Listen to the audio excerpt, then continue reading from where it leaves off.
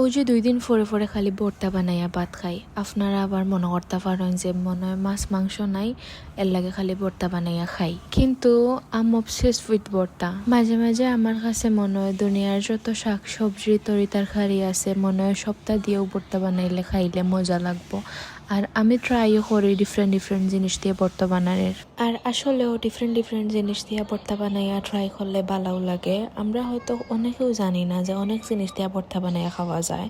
আমি আগে জানতাম না যে বাদাম দিয়েও ভর্তা বানাইয়া খাওয়া যায়। এরপরে আমি আমার রিলেটিভস একজনের কাছে খাইছিলাম আর আমার অত ভালো লাগছে। এরপর থেকে এখন আমি বাদাম দিয়েও ভর্তা বানাইয়া খাই, আর ট্রাস্ট মি অত মজা লাগে। আর এটা তো কমন ভর্তা, আলু ভর্তা, ডাইল ভর্তা, ডিম ভর্তা, এটা তো আমরা সবেও খাই মোটামুটি। কিন্তু আমার আব্বা আর আম্মা যেহেতু একলা তখন এর লাগি সবসময় তারা এটা ভর্তা বানাইয়া খাই না, বা আমার আম্মা এটা সবসময় বানাই না। এর লাগে আমি এর মাঝে সবটা ভর্তা বানানির প্রিপারেশন রেডি করছি। যেহেতু সব ভর্তার মাঝেও শুকনা মরিচ, রসুন, পেঁয়াজ আর ধনিয়া পাতা লাগে, এর লাগে আমি আগে সপ্তাহে এখানো লবণ আর সরিষার তেল দিয়ে পালা করে মাখাইয়া এর মাঝে আমি ফার্স্টে আলু ভর্তা, এরপরে ডাইলের ভর্তা, ডিমর ভর্তা, মিষ্টি কুমড়ার ভর্তা। আপনারা কেউ মিষ্টি কুমড়ার ভর্তা খাইছেন নি কমেন্ট করে জানাইবা।